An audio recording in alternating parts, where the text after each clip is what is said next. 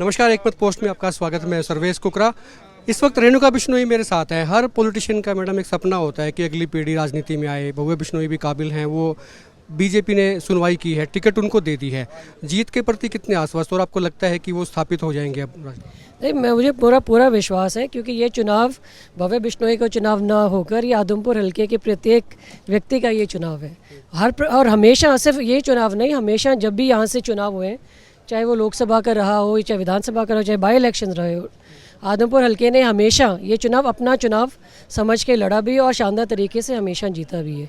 लोग कह रहे हैं कि भव्य बिश्नोई जीतते हैं तो वो मंत्री बन सकते हैं। ऐसा कुछ बीजेपी के साथ में कोई बातचीत रही है जिस वक्त शामिल हुए थे कि जीत के आते हैं तो मंत्री तो बना दीजिए? एक सीट भी खाली है मंत्री पद की हरियाणा सरकार में। देखिए, हम भारतीय जनता पार्टी में किसी शर्त या किसी कंडीशन को लेकर नहीं आए। हम नरेंद्र मोदी जी के कार्यशैली से प्रभावित होकर, मनोहर लाल खट्टर जी की कार्यशैली से प्रभावित होकर हमने भारतीय जनता पार्टी ज्वाइन की थी। और रही बात आदमपुर हल्के के जो भी विकास कार्य लेकर कुलदीप जी गए हैं, तो उन्होंने कभी मना नहीं किया। तब कुलदीप जी का ये मानना था कि सभी से राय लेकर मशवरा करके कि क्यों ना हम ऐसे मुख्यमंत्री जी के पार्टी में शामिल होकर ही उनके हाथ और मजबूत करें। सतेंद्र सिंह को कैसे देखते हैं आम आदमी पार्टी को? केजरीवाल आए थे, हालांकि उन्होंने एसवाईएल पे कोई जिक्र नहीं किया था, लोगों की जो डिमांड है पानी की। और आप कैसे देखते हैं? किसी वक्त पे वो कुलदीप जी के साथ भी रहे थे, एक वक्त था जब। देखिए, मैं तो, चुनाव का समय है, विभिन्न पार्टियां कैंडिडेट उतारेंगे, सबको वोट मांगने का अपना हक है। लेकिन आदमपुर की जनता को मैं शत नमन करती हूँ, क्योंकि उन्होंने हमेशा एक सही फैसला लिए और एक समझदार फैसला लिए। कभी किसी भी अन्य दलों के बहकावे में कभी नहीं आए। कांग्रेस के नेता हैं जेपी, ये माना जा रहा है कि वो भी चुनाव में उतार सकती है पार्टी उनको। और जेपी अक्सर ये कहते हैं कि भव्य तो अभी बच्चा है। भव्य बच्चा है, ये बड़ा है, वो तो उसका जिसमें कहा उसका काम बोलेगा।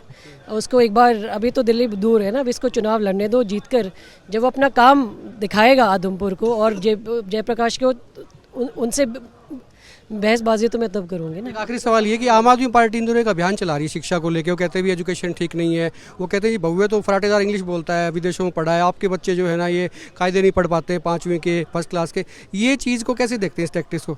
मैं कहूँगी कि उनको बोले आपकी पढ़ाई तो सही ना, उसका इंडिविजुअल उसको पढ़ा के देखो, उसको आता है कि नहीं आता। उसकी शिक्षा तो यही, वो तो सिर्फ हायर स्टडीज़ के लिए गया है, बाकी तो सारी शिक्षा उसके हिंदुस्तान में ही रही है। आदमपुर का हाल बड़ा ख़राब है। सड़कें, आप भी जैसे आप जा रही हैं, डोर टू डोर भी जाएंगे और अभी कंपेनिंग भी आप कर रहे हैं, तो आपने देखा सड़कें बहुत ख़राब हैं यहाँ की। देखिए, आपके माध्यम से मैं सभी को ये संदेश भी देना चाहती हूँ कि सड़कों के खराब होने का कारण ये कि एक तो आपको ज्ञान होगा कि जो सबसे बड़ी 3 समस्या आदमपुर मंडी की है, तो एक तो पीने के पानी की है, जो कि उनकी पाइप बहुत ख़राब हो चुकी है, और सीवेज की जो दुर्दशा हो रखी है, और जो बरसाती पानी की निकासी की बात है। ये तो ये तीनों काम की मंजूरी मनोहर लाल खट्टर जी ने दिए, इसके पैसे भी आ चुके हैं, सिर्फ काम शुरू होना बाकी है। और सड़कें अब इसलिए क्यों नहीं बन रही, क्योंकि तुरंत इलेक्शन के बाद, उम्मीद है कि इलेक्शन के बाद में काम शुरू हो जाएगा। नहीं, उम्मीद नहीं, मुझे पूरा विश्वास है, क्योंकि बजट आ चुका है, सिर्फ काम होना बाकी है। अब ये नहीं कि एस्टिमेट बन रहे, पैसा आ चुका है, और अचानक आचार संहिता लगने के कारण काम शुरू नहीं हो पाया। भूपेंद्र सिंह हुड्डा पे एक कमेंट और चाहूँगा। वो कहते हैं कि हमारा गढ़ है, ये कांग्रेस का गढ़ है, ये कुलदीप बिश्नोई का गढ़ नहीं है, ये तो कांग्रेस का गढ़ है, कांग्रेस के उम्मीदवार जीतते हैं यहाँ से। आपको इलेक्शन ज़्यादा दूर नहीं है, रिजल्ट ज़्यादा दूर नहीं है। इस बात का जवाब मैं भूपेंद्र सिंह हुड्डा जी का 6 नवंबर को दूंगी।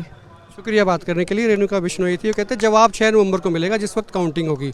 कमेंट करें, खुल के शेयर करें वीडियो को। आप देखते रहे एक मत पोस्ट।